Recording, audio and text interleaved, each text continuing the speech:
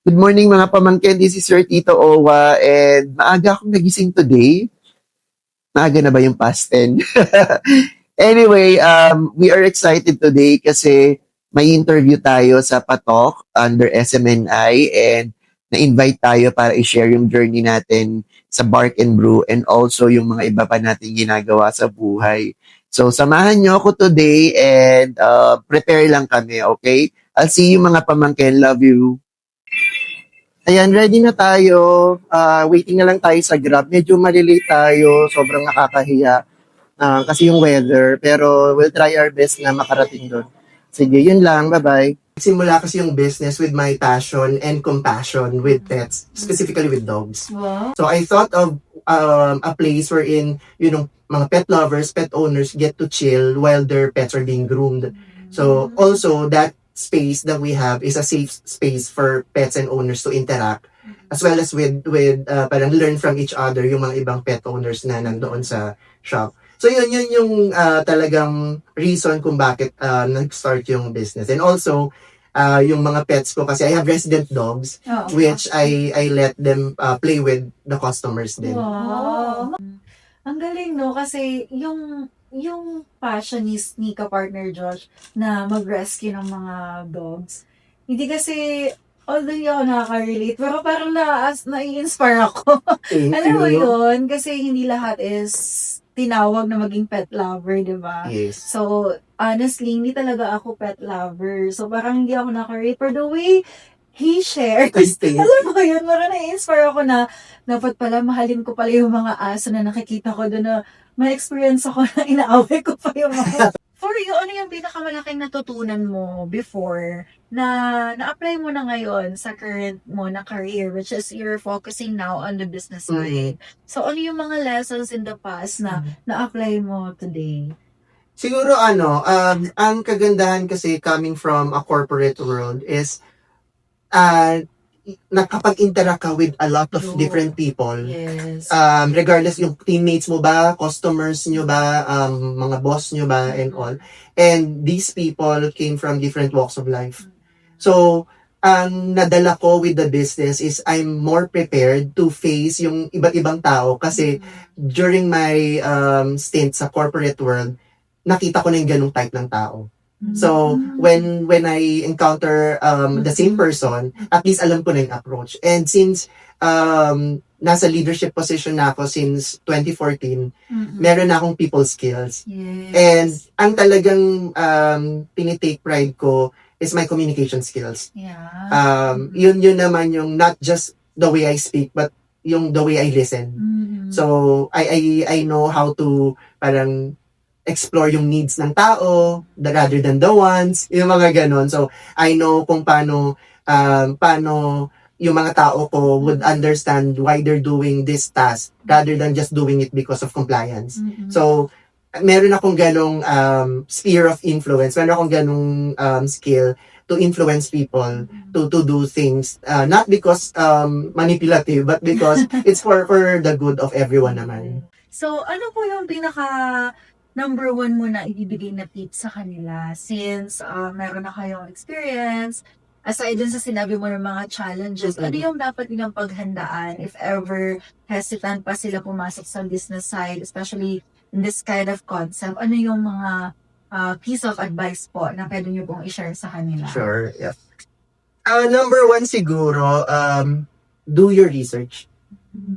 Kasi hindi siya yung meron kasi tayong parang 'di bang spur of the moment. Parang meron tayong mga times na ano tayo in for lack of better terms, G tayo. Oo, yung Parang hype, sobra tayong na-hype kasi we saw something. For example, they'll be watching this and then na-hype sila. It doesn't stop there. That's a good start. That fire is a good start. But if you do your research, you'll be able to be more prepared. Kasi when before I started this, ang dami kong lahat ng resources na pwede kong makuha, inexhaust ko na. And then, nakailang revise na ako ng list of things that I need to do, I need to prepare. And syempre, aside from your research, iko-couple mo yon with ano ba yung monetary equivalent ng mga Yes, kailangan syempre. mo. Mm-mm. So, and then, pag na-determine mo na yung, say for example, your money or yung capital mo that you need, how do you achieve that capital? So, do you have the immediate money to start it? Or would you be borrowing from a bank? Maglo-loan ka ba? Mm-mm. Or, so, pag na-determine mo na yung actions na yon, you have to put timeline din. Yes. So, kasi magiging ano na lang yan, panaginip. Magiging Wish pa lang tanga, siya. wishful thinking na lang Wishful siya unless you do the legwork. Oo. Yeah. So, ayun. And also, like what I've shared earlier, you need people. You can't do it alone. Especially As the in- right people. Yes, you need the right people. Mhm. The people na talagang as excited and enthusiastic as you. Na parang they want to see you succeed. So, yun. Same mindset. Yes. So, yun. Yun lang naman yung sigurong fortunate enough ako. Blessed ako to have people na, sige, ilaban mo yan. I-risk mo yan. Kasi, whatever, kung mag-fail yan or mag-succeed, at least you've experienced it. So, yun. Sa mga mag-start, wag din kayo matatakot magkamali. Kasi it's really part of the process. It's really part of the journey. You have to just set your eyes dun sa goal mo, sa mismong end goal mo, sa point B mo, but enjoy the process, enjoy the journey. Wow! Ang galing, no? Nakaka-inspire yung mga thoughts ni Sir, ni ka-partner Josh. Ito, last question kasi malapit na yung time. Sure. Ano po yung masasabi niyong naging strong foundation ng business niyo? Siguro ang pinaka-strongest or ang strongest na foundation ng business ko would be my relationship. My relationship not just with my partner, with my life partner, with my family, with my friends, and with my staff. And also with the people na nakikilala ko dun sa business. Wow. Kasi yung relationship na yon is something na gives you, it fuels you to go, to strive better, to continue. May mga slow days, may mga parang talagang tutuloy ko pa ba to, may mga doubtful moments. Pero you get to be reminded by the people na nag-cheer sa likod mo, sa tabi mo. So, I think the relationship that I built throughout my career and throughout my life, yun yung talagang naging bala ko for this business. Oh, yun. So, ayan ka-partner Josh, your last message. Imbitahin mo na ang ating mga viewers na tangkilikin po ang Bark and Brew. Go ahead, Thank you. ka-partner. Ayan, hello again everyone. I'm inviting you to visit Bark and Brew Pet Grooming Cafe. It's located in 3rd floor, 80A Mabini Street, corner Dr. Pilapil Street, Barangay Kapasigan, Pasig City. We would like to have you there and experience a safe space, an enjoyable space para sa pets nyo and para sa inyo rin. You can chill, you can work, may free wifi kami. And also, we have a play area for your pets. So, ayun, from time to time, gumagawa ako ng mga pet treats which I usually share then with the pets ng mga visitors. So, we are just inviting you to visit us, check us. We'll appreciate talaga that you support this small business that we have. And follow nyo kami sa social media. Ito, yung at Bark and Brew 2024. Mag-announce kami doon ng mga promos namin, ng mga sale, mga activities.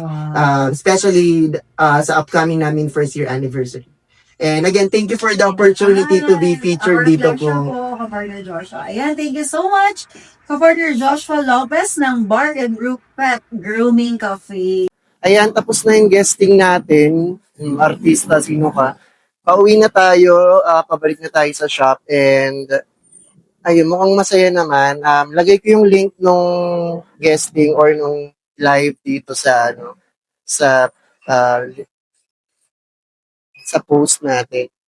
Waiting na lang kami sa Grab. Masaya naman. Tsaka ang hulas ko na. Pero okay na yan. Thank you! Ayan, sila yung tumulong sa akin.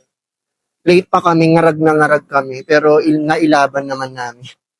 Yun lang, see you sa shop, bye!